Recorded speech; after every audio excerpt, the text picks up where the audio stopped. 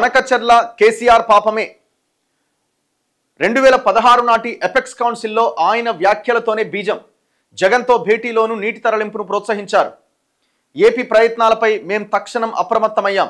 రాష్ట్ర ప్రయోజనాల కోసం న్యాయ రాజకీయ పోరాటం. అందరం వెళ్లి ప్రధానమంత్రిని కలుస్తాం. గోదావరిలో 1000, కృష్ణాలో 500 టీఎంసీల వినియోగానికి చంద్రబాబు తెలంగాణకు ఎన్ఓసీ ఇవ్వాలి. అలా చేస్తే ఏపీలో ఎన్ని ప్రాజెక్టులైనా కట్టుకోవచ్చు. అఖిలపక్ష భేటీ అనంతరం సీఎం రేవంత్ రెడ్డి వ్యాఖ్యలు. పనికిమాలిన ఎన్ఓసీలు మస్తుగిస్తారు. ఇప్పుడు ట్రిబ్యునల్సే ఉన్నాయి కదా, ఎవరి వాటా ఎంత అని తేల్చేటువంటి ట్రిబ్యునల్సే ఉన్నాయి కదా. సో దీని మీద కూడా ప్రత్యేకంగా ఒక ట్రిబ్యునల్ వేయాల్సిన అవసరం ఉన్నది. ఇప్పుడు ఆయన ఉత్తగానే లెటర్లు ఇచ్చేస్తాడండి ఎన్ఓసీలు ఓకే అని. ఇప్పుడు ఆడ పోతిరెడ్డిపాడు సామర్థ్యం పెంచుకోవడం, సంగమేశ్వరం కట్టుకోవడం అంతా ఇల్లీగల్ కదా టోటల్గా. మరి అక్కడ చట్ట ప్రకారంగా రూల్ ప్రకారంగా ట్రిబ్యునల్ చెప్పిన దాని ప్రకారంగా ఏమున్నది, వాళ్ళు చేస్తున్నది ఏంది? రేపొద్దున ఎన్ఓసీ ఇచ్చినా, అఫీషియల్గా మీకు రాసి ఇచ్చినా, మీడియా ముందు చెప్పినా దానివల్ల ఏం ఉపయోగం లేదు. వన్స్ ఒకసారి కట్టిన తర్వాత, ఇప్పుడు ఏ ప్రాజెక్ట్ అయినా నిర్మాణం జరిగి ఆయకట్టు నిర్మాణం జరిగిన తర్వాత ట్రిబ్యునల్స్ కూడా ఏం చేయలేవు. ఎందుకంటే మానవతా దృక్పథంతో దాని కింద ఆయకట్టు ఉంది కాబట్టి రైతులు నష్టపోతారు కాబట్టి దానికి పర్మిషన్ వచ్చేస్తుంది ఆటోమేటిక్గా. దాన్ని వన్స్ కట్టిన తర్వాత అడ్డుకోవడం అనేది సాధ్యం కాదు. ఆయన ఎన్ఓసీలు మస్తుగిస్తాడు. ఆంధ్రప్రదేశ్ చేపట్టిన గోదావరి బనకచర్ల ప్రాజెక్టుకు కేసీఆర్ హయాంలోనే బీజం పడింది. ఆనాడు పలుమార్లు ఆయన చేసిన వ్యాఖ్యలే ఇందుకు నిదర్శనం. తెలంగాణ ప్రయోజనాల విషయంలో మేం రాజీ పడం అని ముఖ్యమంత్రి రేవంత్ రెడ్డి స్పష్టం చేశారు. బనకచర్ల ప్రాజెక్టు విషయమై బుధవారం అఖిలపక్ష ఎంపీలతో నిర్వహించిన భేటీ అనంతరం ముఖ్యమంత్రి విలేకరుల సమావేశంలో మాట్లాడారు. ఈ ప్రాజెక్టును అడ్డుకునేందుకు ఎవరినైనా కలుస్తాం, ఎవరితో అయినా కొట్లాడతాం. సామధాన భేద దండోపాయాల్లో మొదటి అంకంలో ఉన్నాం. గురువారం కేంద్ర జలశక్తి మంత్రితో సమావేశమవుతాం. అవసరమైతే ప్రధానమంత్రిని కలుస్తాం. అయినా ఫలితం లేకపోతే న్యాయస్థానాల్ని ఆశ్రయిస్తాం. Very good initiative. ఈ విషయాన్ని మేము అభినందిస్తున్నాం, స్వాగతిస్తున్నాం ఖచ్చితంగా. ఎందుకంటే పోయిన ముఖ్యమంత్రి కనీసం అఖిలపక్షం కాదు కదా, బయటకు వచ్చి మాట్లాడిన సందర్భం కూడా లేదు. కృష్ణా జలాల మీద అపెక్స్ కౌన్సిల్ మీటింగ్ జరిగితే జగన్మోహన్ రెడ్డి పోయి అటెండ్ అయ్యి తనకు కావాల్సింది తను మాట్లాడుకున్నాడు. మన కేసీఆర్ మాత్రం హైదరాబాద్లో ఫామ్ హౌస్లో పడుకొని నేను రావట్లేదు, నాకు పని ఉంది అని సింపుల్గా ఒక లెటర్ రాసి సైలెంట్గా ఇంట్లో పడినాడు. వాళ్ళు తోడుకొని అవతల పడ్డారు.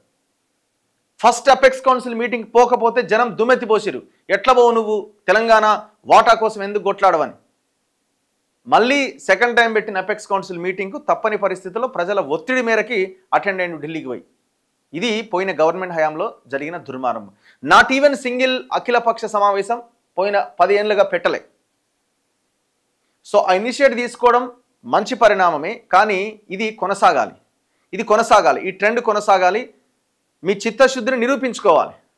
ఎస్, అంత పెద్ద బనకచర్ల ప్రాజెక్టు, దట్టు చంద్రబాబు నాయుడు లాంటి లీడర్ని రేవంత్ రెడ్డి అడ్డుకున్నాడు అన్న పేరు మీకే వస్తుంది. లేదు మా గురువు అని ఏమైనా లోపాయకారి ఒప్పందాలు కానీ ఇంకోటి చేసుకుంటే జనమే తిరగబడే రోజు వస్తుంది. మీకు ఎలక్షన్స్లో భారీ దెబ్బ పడుతుంది. ఎందుకంటే అది ఎప్పటికీ నిలిచిపోతుంది. రేవంత్ రెడ్డి ఉన్నప్పుడే అది కట్టిరు, ఇప్పుడు కేసీఆర్ని అంటలేరు. ఇప్పుడు మీరే అంటున్నారు కదా, రాయలసీమకు పోయి రత్నాల సీమ చేస్తా అన్నాడు. రోజా ఇంట్లో రొయ్యల పులుసు తినొచ్చిండు, ఎందుకు చేపల పులుసు తినొచ్చిండు అని మనం ఇప్పటికీ మాట్లాడుతూనే ఉన్నాం కదా. అది ఎలక్షన్స్లో ఒక ఎజెండా కింద మారింది కదా. జగన్మోహన్ రెడ్డిని ప్రగతి భవన్కి పిలిపించి స్కెచ్ చేసి, మెగా కృష్ణారెడ్డిని పిలిపించి సంగమేశ్వరం టెండర్ ఆయనకే వచ్చేలా చేసి మొత్తం ప్లాన్ అంతా వర్కౌట్ చేసిరు కదా. ఎంత పెద్ద అపవాదుని మూటగట్టుకున్నాడు కేసీఆర్ ఈ విషయంలో. సో రేపు మీరు ఈ అపవాదుని, ఇంత దారుణమైన అవమానాన్ని ఎదుర్కోవద్దు అనంటే చిత్తశుద్ధితో ట్రాన్స్పరెంట్గా ఈ విషయంలో కొట్లాడాలి. ముఖ్యమంత్రి మీ మీదనే ఉన్నది. ఇది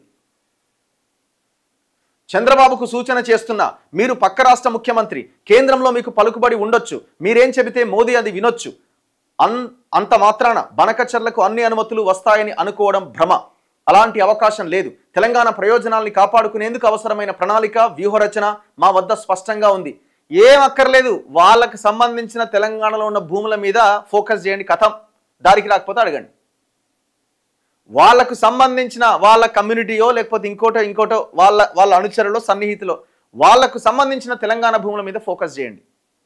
వందల వేల ఎకరాల భూములు ఉన్నాయి హైదరాబాదులో. ఒక్కసారి వాటిని ఇట్లా టచ్ చేసే ప్రయత్నం చేస్తే రేవంత్ రెడ్డి నీ దారికి రాకపోతే అడగండి. ఎందుకంటే అది మామూలు ప్రాపర్టీ కాదు.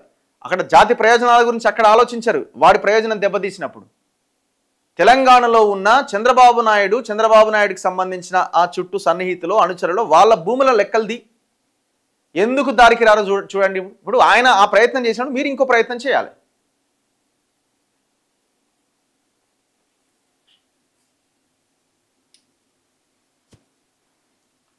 అయితే నిన్న హక్కుల పరిరక్షణకు కలిసి నడుద్దాం, ప్రభుత్వ విజ్ఞప్తికి వివిధ పార్టీల ఎంపీల మద్దతు, బనకచర్ల ప్రాజెక్టుతో రాష్ట్రానికి తీవ్ర నష్టం, కేంద్రం అనుమతులు ఇవ్వకుండా ఒత్తిడి తెద్దామన్న సర్కార్, కేంద్ర మంత్రి దృష్టికి తీసుకెళ్తామన్న బీజేపీ ఎంపీలు, రాష్ట్ర హక్కులు కాపాడడానికి కట్టుబడి ఉన్నామన్న బీఆర్ఎస్, సీఎం వ్యాఖ్యలు నిరసిస్తూ ఆ పార్టీ ఎంపీ వద్దిరాజు వాకౌట్. ఆయన చేసిన వ్యాఖ్యలేంది? ముఖ్యమంత్రి చేసిన వ్యాఖ్యలేంది? ఏం రాసినారు? నమస్తే తెలంగాణలో ఏపీతో సాగునీటి యుద్ధం, తెలంగాణ కోసం రంగంలోకి కేసీఆర్ అట, బీఆర్ఎస్ పోరుబాటట. ఎక్కడి పోరుబాట, ఎక్కడి కథ, ఎక్కడి పోరు, ఎక్కడి కథ? ఏడవన్యుడు ఏడ పోరాటం చేసిండు? దేవాదుల గోదావరి బేసిన్లోనే ఉన్నదా? బనకచర్ల ఎక్కడున్నది? ఏ బేసిన్ కిందకి వస్తుంది? నల్లమల తెలంగాణ, రాయలసీమన? ఇవి బనకచర్లపై ఎంపీల సమావేశంలో ముఖ్యమంత్రి రేవంత్ రెడ్డి అడిగిన ప్రశ్నలు.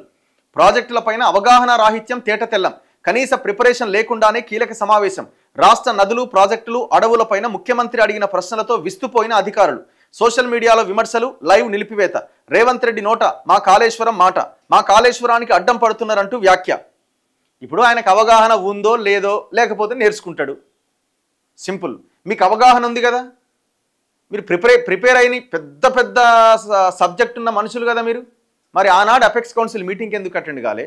ఇలాంటి ఆల్ పార్టీ మీటింగ్లు ఎందుకు పెట్టలే? నేనేం రేవంత్ రెడ్డిని వెనకేసుకొస్తలేండి, సారీ. ఆయన చిత్తశుద్ధిని ఆయన వాటి మీద ఎప్పుడు ఫోకస్ చేస్తూనే ఉండాలి. నేను అడుగుతున్నది ఒకటే మాట, మీరు ఇప్పుడు ఆయన ఆల్ పార్టీ మీటింగ్ పెట్టిన ఆయనని బలంగా మాట్లాడిన మీరు విమర్శిస్తున్నప్పుడు మీరు చేసిన పని ఏందో మీరు చెప్పాలి కదా. కేసీఆర్ జగన్మోహన్ రెడ్డికి దాసోహం అయిండు. ఎందుకు దాసోహం? దాసోహం ఆయనకు ఇవ్వడం కాదు, ఇద్దరు కలిసి కావలసినంత కాంట్రాక్ట్లు, కథ, వ్యవహారం అంతా చేసి మింగిరి పైసలంతా. ఈడ సంగమేశ్వరం కట్టేటప్పుడు తెలంగాణ మట్టిని జట్టీల ద్వారా మెగా కృష్ణారెడ్డి కేసీఆర్ సహకారంతో జగన్మోహన్ రెడ్డి చెప్పిండని తీసుకుపోయి ఆడ సంగమేశ్వరం కట్టుకోవడానికి ఇక్కడ మట్టిని వాడిరు, మహబూబ్ నగర్ మట్టిని. ఎవడబ్బ సొమ్మని వాడిరు? ఏనాడు జరిగింది అది? సో తెలంగాణకి అత్యంత పెద్ద ప్రమాదము, లేకపోతే ఉన్న దరిద్రం ఏంటి అంటే ఈ లీడర్లే. ఎవరికి చిత్తశుద్ధి లేదు, ప్రజల కోసం ఏదైనా చేద్దామన్న ఆలోచన కానీ ఇంకోటి కానీ లేదు. ఇప్పుడు రేవంత్ రెడ్డిని మీద ఎత్తుకోవాల్సిన అవసరం లేదు. ఆయన ఏమన్నాడో ఏందో పక్కన పెట్టండి. అట్లీస్ట్ ఆయన ఆల్ పార్టీ మీటింగ్ పెట్టి ఢిల్లీకి పోదాం, చేద్దామని అంటున్నాడు. ఒకవేళ ఆయన భవిష్యత్తులో ఆ పోరాటం చేయకపోతే రోడ్డు మీద నిలబెట్టాల్సిన బాధ్యత మీ మీద ఉంది, బీఆర్ఎస్ మీద, ప్రజల మీద కూడా. ప్రజలు ఆ పని చేస్తారు. ఆయన అది అన్నందుకట ఆయన వాకౌట్ చేసిండట. బీజేపీని పల్లెత్తు మాట అనని రేవంత్ రెడ్డి అట. అఖిలపక్ష భేటీని గాంధీభవన్ మీటింగ్ లాగా మార్చిండట. బనకచర్లకు బీఆర్ఎస్ వ్యతిరేకం, అడ్డుకోవాల్సిందే, ప్రాజెక్టుకు అండగా ఉన్న కేంద్రాన్ని నిలదీయాలి. అఖిలపక్ష భేటీలో ఎంపీ వద్దిరాజు నిందలు నిరసిస్తూ వాకౌట్ అట. ఇప్పుడు నిందలు నిరసిస్తూ వాకౌట్ చేసిండట ఆయన, బానే ఉంది. మీ మీ మీ మీ సారు కూతురే నిందలేస్తుంది కదా మీ సారు మీద. ఏమన్నదామే? నేను జైల్లో ఉన్నప్పుడు బీఆర్ఎస్ పార్టీని బీజేపీలో విలీనం చేద్దామని ప్లాన్ చేసిరని ఎవరన్నారు? అదే బీఆర్ఎస్లో ఉన్న వేరే కార్యకర్తనో, వేరే నాయకుడో, వేరే కుటుంబానికి చెందిన నాయకుడు అన్నాడా? కేసీఆర్ కుటుంబంలో ఉన్న కేసీఆర్ కూతురు అన్నది. అది పక్కన పెట్టేస్తే సరే, వీళ్ళు వాకౌట్ చేసినారు. దాని తర్వాత ముఖ్యమంత్రి ఏం మాట్లాడిందంటే, అక్కడా కాకపోతే రాజకీయ పోరాటం చేస్తాం అని ముఖ్యమంత్రి స్పష్టం చేశారు. నదీ జలాల విషయంలో కేసీఆర్ చేసిన పాపంలో భాగంగానే బనకచర్ల ప్రాజెక్టు సమస్య కూడా వచ్చింది అంటూ నిప్పులు చెరిగారు. గోదావరి బేసిన్లో తెలంగాణ ప్రాజెక్టులకు ఆంధ్రప్రదేశ్ అడ్డుపడుతోంది. గోదావరిలో 1000, కృష్ణానదిలో 500, మొత్తం 1500 టీఎంసీల నీటిని తెలంగాణ వాడుకునేందుకు ఏపీ సీఎం చంద్రబాబు నిరభ్యంతర పత్రం ఇస్తే ఆ రాష్ట్రం కట్టుకునే ప్రాజెక్టులకు అడ్డు చెప్పబోం అని రేవంత్ రెడ్డి స్పష్టం చేశారు. ఇప్పుడు ఆయన ఎన్ఓసీ ఇస్తాడు. ఎన్ఓసీ ఇచ్చిన తర్వాత మోసం చేయడానికి గ్యారంటీ ఏమన్నా ఉందా? ఎన్ఓసీ లేదు, గిన్ఓసీ లేదు, కట్టడానికి వీలు లేదు అన్నదే మీ పోరాటం కావాలి. కేసీఆర్ చేసిన ద్రోహాలతోనే బీఆర్ఎస్ నేతలు అధికారంలో ఉన్నప్పుడు ఒకలా, ప్రతిపక్షంలో మరొకలా మాట్లాడుతూ ప్రజల్ని తప్పుదోవ పట్టిస్తున్నారు.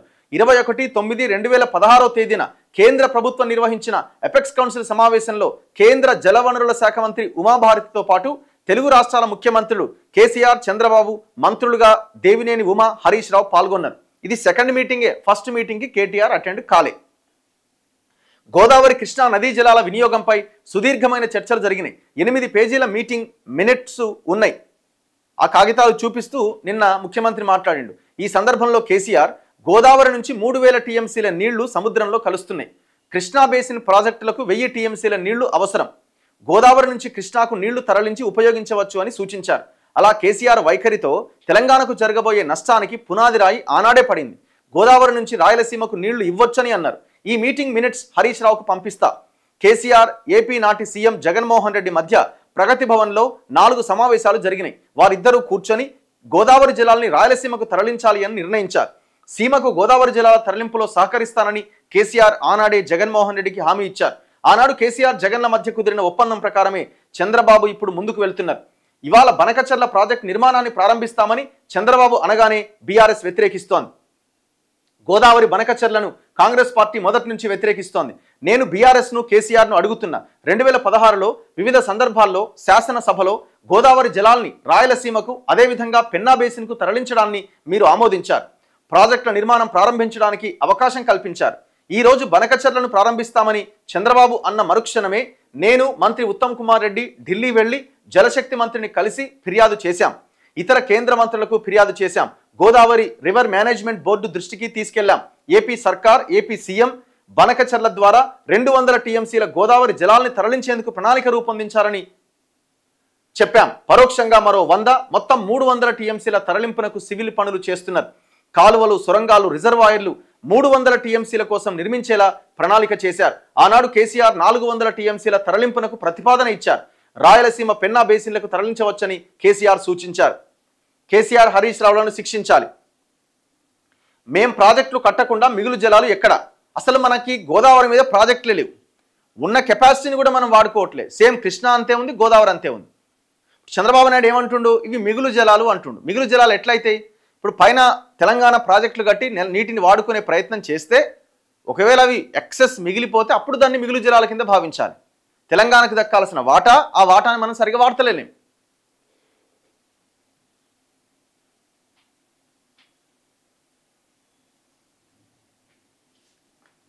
కేసీఆర్ వీడియో క్లిప్పింగ్లు నిన్న ప్రదర్శించిరట.